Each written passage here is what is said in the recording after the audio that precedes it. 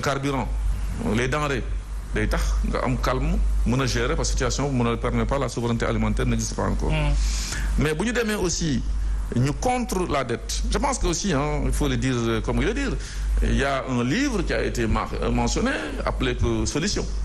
Je pense que toutes les solutions étaient dedans. Mais absolument. Tey bon on va aller regarder dans li man dama koy lire à temps yi pour xool vraiment où trouver les solutions. Oui. Parce que son auteur avait toujours dit que man soxluma FMI soxluma prêt. C'est ça. Aujourd'hui bu FMI joxul moom mooy génn di naan bon FMI mi ma waroon jox daal kër gi saak tànk lakk na man xaw ma fu ma jëm. Mais il faut sortir les solutions dans le livre. Mais à dire que la réalité est toujours c'est-à-dire la réalité du pouvoir parce que li ñu doon wax yëpp pour ñoom bu ñu ñëwee te bokk na sax li tax sénégalais sanctionné ñi fi nekkoon. c'est-à-dire ñoom bu ñu ñëwee dañuy apporter une solution mais ñu ngi jëm ci 1 an les sénégalais xamaguñu ba léegi fan la ñu jëm et d'ailleurs daa ñëw ci déclaration du président. Ça s'appelle la réalité du pouvoir l'exercice du pouvoir moom la koy wax sànq xam nga ñoo xam ne mosuñu gérer deniers publics ils ont été des fonctionnaires seulement. Oui. Fonctionnaire lay joxe instruction hiérarchie nga dox. bu la joxee nga doon gérer uniquement des choses de bureau wala yu demee noonu ñëw jox la ay 4000 milliards à gérer. 15000 milliards de dettes wala yooyu c'est vrai que attention. Une administration à gérer. Des salaires à payer. Ça devient le tournis aujourd'hui. yaa ngi nii mais dette bi ëpp na nañu wàññi bu ñu leb bu ñu def attention mën nañu génne bari une solution qu'on ne voit pas encore mais en 2024. Comme ni nga ko waxee la LFR a fait sortir 4490 milliards d'emprunts dont les eurobonds 2025 autorisé nañ leen encore ñu leb 4573 milliards boo leen ko boolee mooy si ça c'était 9000 milliards alors que loolu nag moom en 2 ans alors que le régime sortant bu même bu fekkee sax ni c'est une histoire de 15000 ou 18000 milliards mais bon c'est sur 12 ans. Donc loolu tamit dañuy def attention. C'est ça. Attention parce que aujourd'hui l'encours tu vois l'amortissement de la dette rek. Tu vois montant bu mu yegg. Les intérêts de la dette jóge na je dis 578 milliards pour 2024 jëm na aujourd'hui ba nu mu tudd encore 932 milliards intérêts rek ak commission yi. Alors que nu mu tudd encore amortissement ay 2900 et quelques milliards donc loolu yëpp. gis ko c'est lourd munoo am marge de manœuvre et d'ailleurs le président de la République. Voilà foofu laa bëgg a ñëw le président qui dit que ne amatul marge de manœuvre budgétaire et financière que yi fi nekk dañoo xaw a nul dafa faible mais loolu est-ce que c'est un aveu d'échec selon vous wala préparer les Sénégalais. wax leen ci ne dañuy dem ci lendemain sombre yu métti encore. Non c'est pour préparer les Sénégalais wax leen lu xew. Transparence là aussi. mais maître dañ leen fal aussi pour des solutions.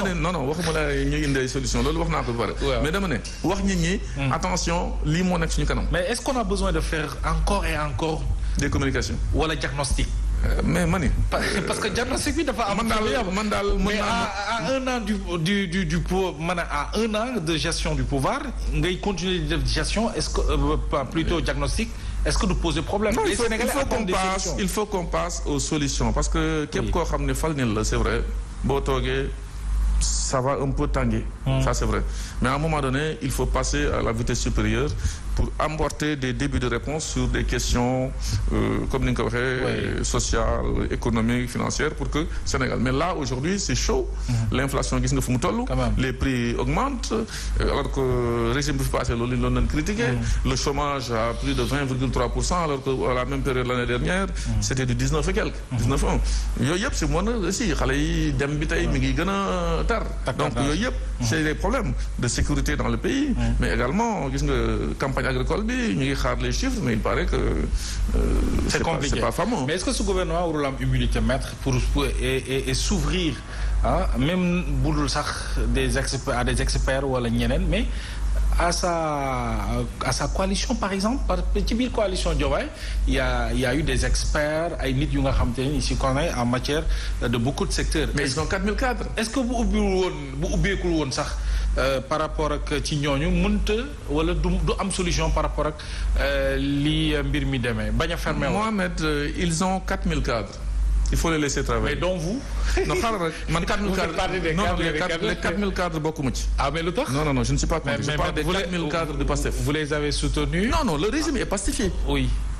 le régime est pastifié ku nekkul Pastef pour nga ñu nommer la c'est un problème. mais coalition bi moo le président Diomaye dans ce pays là moom moo tax mu nekk président. ma ni loolu moo tax. loolu coalition bi moo fi nekk. Mohamed li ngay wax sénégalais yi ñu ngi lay dégg. li may wax sénégalais yi ñu ngi may dégg. waaw le régime est pastifié ku nekkul Pastef doo bokk.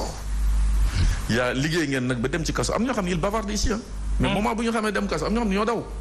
bi jàll frontière bi dem toog ci biti tey ñu dellu si ñu jox leen ay poste. dëgg la ban mérite la ñu am pendant ce temps-là ñun ñu ngi def face à Macky Sall dans les yeux. mu jaral leen ngeen dem. voilà donc pour vous dire que qualitativement il y a pas de problème maintenant ils ont 4000 cadres ils n'ont qu'à nu mu encore dawal ñu xool parce que loolu moo tax ñu teg leen fi ñi ngay wax ñi nekkoon nag ànd ak ñoom ak yooyu ñëw neen nañu soxlawuñu leen. ñun on va travailler ensemble. mais est-ce que kuñ fi nommé déglu ma termine là kuñ fi nommé. parce que da nga wane que mës nga liggéey. mës nga gérer deniers publics. mës nga wane dara au Sénégal ñun la non ce gars-là ne doit pas entrer. ñu nekk fii pëndal yëkkati bruit. je suis intervenu moi sur la nomination de Samba Ndiaye. justement man Samba Ndiaye je ne le connais pas moom mii bu taxawee nii xamee na ma nii parce que nous sommes médiatisés mais dama ne c'est pas un ami. Je suis contre le président jël ses prérogatives. sur le fondement des articles 44-45 de la Constitution discrétionnaire nommé diw comme nu ma la nommé nga toog fële au port autonome di naan dégage Samba renvoyé bàcc. mais loolu yow noo ko mën a jàngatee. ci une institution bu mel ni le président de la République. c'est de l'indiscipline c'est tout. man bu ma nekkoon place Diomaye yow xam nga sama fulla doo fa faran. lu ma mën a coûter doo faran. alors de jamonoy Macky sax kenn sañu ko. non dëkk bi da nga koy mën a téye.